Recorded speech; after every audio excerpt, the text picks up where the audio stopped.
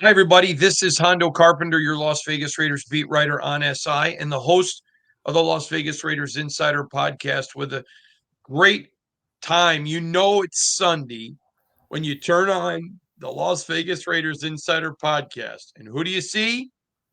You see that guy, Matt Hladek, joining us. Matt, good to have you from the Men's Journal. Matt's been joining me for many, many years covering sports.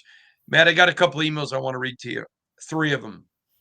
The first one comes to us from Kostya K. Kostya said, Hondo, I've never read Men's Journal in my life. I'm not a bodybuilder, and that's just what I thought it was. But Matt came on, so I decided to give it a look. Now it's in my favorites. That is a really cool site. Tell Matt he's really good, and I appreciate it. That's some Kostya in Fresno. Thought you'd like to hear that. Next one comes to us from Andalise. Andalise. Andalise says, Hondo, I absolutely love Men's Journal. Had never read it before, didn't even know it existed. But when I heard Matt talk about it, I went and checked it out. Good thing. Tell him, by the way, I loved the belt that they advertised on there and bought one. Got it within 3 days. Couldn't believe how awesome it was.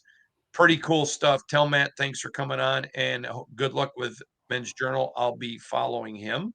That's some Andalese. And the next one's some Scott C. Andalese is in Seattle. Scott is in Austin, Texas. Scott said, Hondo, huge Raider fan. Love the podcast. I really enjoy Matt on Sundays. I just like because you guys talk about so many different parts to the NFL. I have occasionally read Men's Journal in the past, but not any time here recently. Went back and checked it out again this week since Matt's writing there now.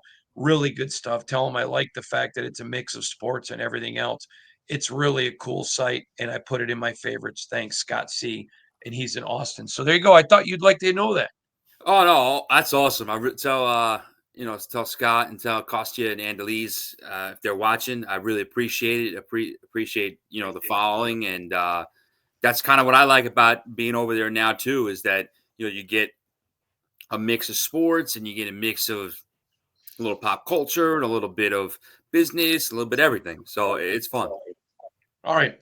So let's get right to it. I want to talk about Pete Carroll and the resurgence of the Raiders, and then we got to talk Jim Irsay. We got other things to talk about around the NFL.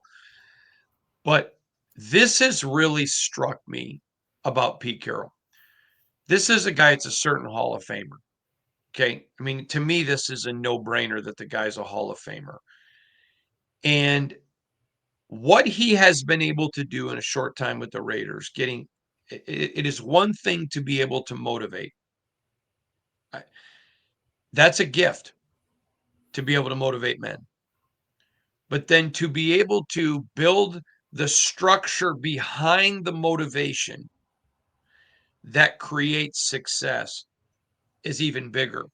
And he made a comment on Wednesday when he was asked about, he's running everywhere. He's helping guys off the field. He's just, if you didn't know he was 73, you'd never know he was 73. But he said something that clicked with me, Matt, that I've not heard people talk about when he said, I'm trying to show my coaches what I expect. Had nothing to do with the players. He's trying to show the coaches, I want all of you like this. I want when we're on that field, that's a fun time. Yeah, we're coaching and we're coaching hard. I just wanted to ask you about Pete Carroll because he has impacted so many NFL coaches. It's a different approach. I remember before he had the USC job, a lot of people thought this guy is done. He'll never ever coach in the NFL again. I remember people saying he's too rah-rah. He goes to USC where everyone said, "Oh yeah, he should be in the college world because he's such a rah-rah guy." And most people forget USC was not good when he took over. He saved the program. Then he goes to Seattle. Not everyone, lots of people, won't work. And it was outstanding what he did there. And I got a front row seat in Vegas. It's pretty phenomenal. Let's talk about the impact of Pete Carroll on the NFL and the Raiders, please. Well, I think what you've seen is a guy who has been true to himself all throughout that time, but also has adapted and learned because, he became the head coach of the Jets in '94. He was in his early 40s. So he was one of the younger coaches. Only did it for a year. Then he takes over the Patriots a couple of years later, um, and made the playoffs with them, but didn't last long. And like you said, there was a thought that he was kind of just a guy who was done in the NFL. And then when he went to USC was on a definite downswing at the time. But people felt like he was just, made for college, and he was recruiting, and he had the personality, and he had all that stuff, and they were winning. But then he has the run he has in Seattle, where they were one of the best teams, most consistent teams in the NFL year in and year out. So I think the fact he's been able to adapt, he's been able to win and bring his program and bring his style from place to place and be successful is a great sign for the Raiders. That anecdote you mentioned about how I want my coaches to coach at practice, and I think that's important because it does set a standard. And I think that that's important when you're taking over a team and you're trying to leave your imprint and leave what you want your team to be before they even played a game, especially when you're taking over a franchise that hasn't won a lot recently. I think it's important to kind of set that standard and set those expectations early. So I think that that's a unique way that he seems to be doing it, based on what you just said. I want to go on to one other thing. So Max Crosby, who I've known many, many years, have a great relationship with Max. He was asked the question about comparing the new Raiders to the past. Now, was an absolutely fair question by a media member, but he answered it in a non-Max way. And to me, it was the impact of Pete Carroll. And I don't think Pete Carroll went over to him and said, "Hey, if you're asked about this, this is what I want said." Pete doesn't, that's not Pete. But Max stopped and he goes, "I don't care about the past anymore." And it was a genuine Max answer. I'm not in any way implying it's what he was told, because Max doesn't get handled. But it was literally where Max's mindset is, "Hey, we moved on. I'm tired of that crap. I don't want to talk about it anymore. It was disappointing. We are all focused ahead." I thought that answer, and I try to be the guy that looks at things different. I try to listen to what people don't say or how they say things. To me, Max's answer said a lot about Pete's impact on this team. I'd love your thoughts on that.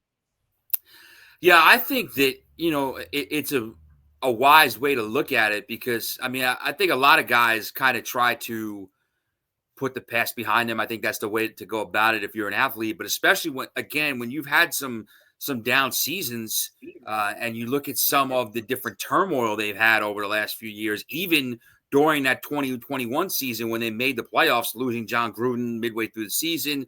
It hasn't been easy for the Raiders. It hasn't been easy for a guy like Max Crosby, even though he's brought it obviously every day and has been one of the better players in the league. So I think it's a wise approach, and I do think that it probably, I can't say for certain because I'm not out there day to day like you are, but I would imagine it feels different for the Raiders this time because it is a different kind of environment. You have somebody who has won a Super Bowl as a head coach before, been super successful, leading the way. Tom Brady in the background as a part owner. It just feels like it's a different approach. We'll see starting in September if that approach immediately leads to more wins or what direction it's going. But I think now that sort of freshness is something that the Raiders need.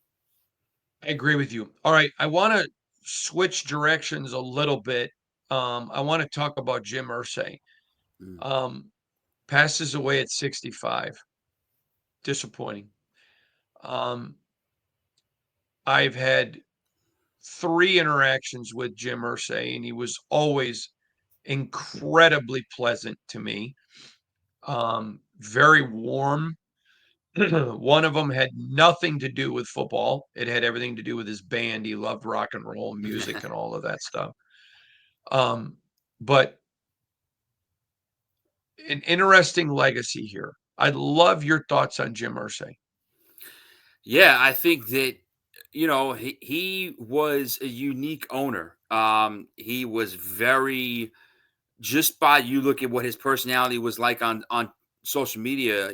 He was very upfront about things that the Colts were doing. Was very upfront over the years about his own personal struggles with addiction and other issues. He wasn't afraid to just show his personality on Twitter too. He wasn't just a guy who was buttoned up and a stuffed shirt type owner. So I think he's left a lasting impact, not just on the Colts, but on the NFL. I think when you saw the reactions from some guys who had played there after news broke, the other day of his passing, talking about the relationships he had developed with those players that lasted beyond their time with the Colts.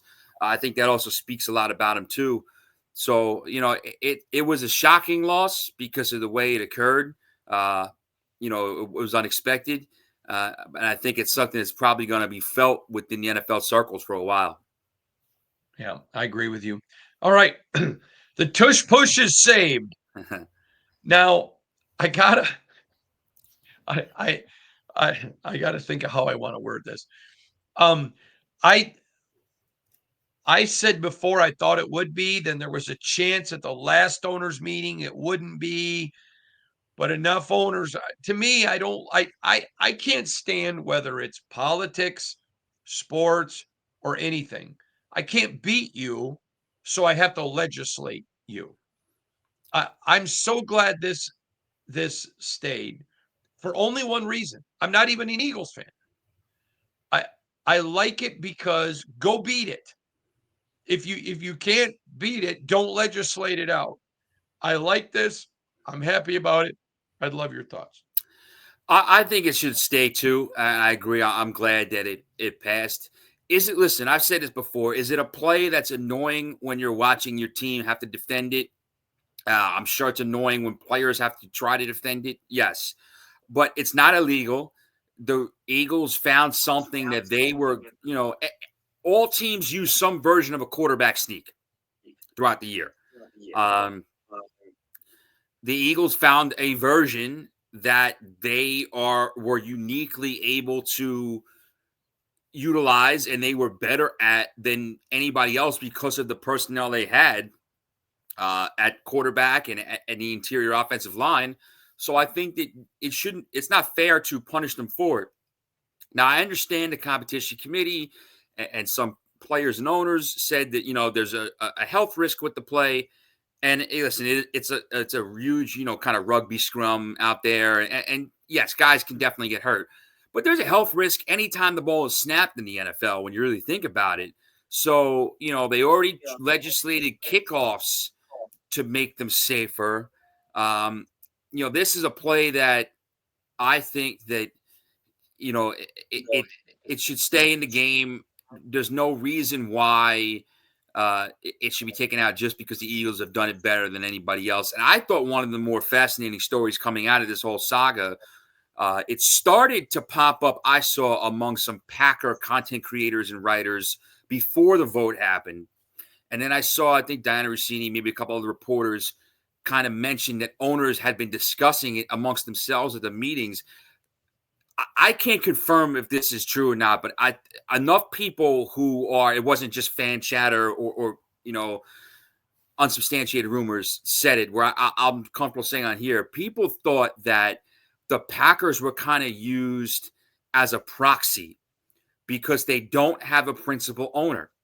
So instead of, an owner, coming out and being against it and being the face of being against the tush push and using, and having to bear the brunt of that. The Packers, as an organization, took that heat, and they don't have a single owner.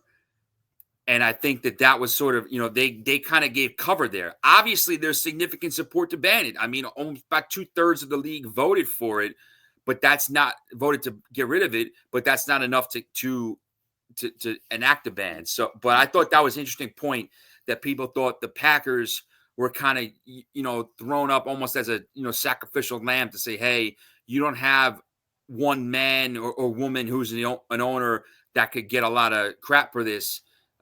So why don't you be the guys that, front this proposal and have your names attached to it? Interesting. So Jeffrey Lurie, the owner of the Eagles, obviously that's their signature play, has a hilarious comment that, hey, if the play, I'm going to read part of it to you, not all of it. Quote, win-win for the Eagles. If the vote fails, the play stays. If the vote succeeds, meaning getting rid of it, it would be like and I'm going to edit, a nocturnal emission for a Teenage boy. I thought it was a hilarious comment by Lurie. And then what I thought was even funnier is when people went to the team for, I don't know if it was a clarifying comment or what. What is there to clarify? I mean, I just thought it was hilarious. I'd love your thoughts. Yeah, I thought that was I thought the Eagles kind of handled things behind the scenes well, and I thought that was pretty funny on Laurie's part. I know Troy Vincent, who actually played for the Eagles during his playing career, obviously one of the Roger Goodell's, higher ups there with the NFL. He kind of admonished Lurie for saying that in front of a room full of people, and there were women obviously in the room. But I don't know. I thought it was funny. I thought it was, kind of an interesting way to put it. I wouldn't have even thought to make that analogy, but the way he did it was funny. And I think that the way that the Eagles kind of lobbied on the back end with the different presentations and having Jason Kelce come in and speak, I think was smart, because it was a tight vote. If only 8 owners said keep the tush push, it would have been gone.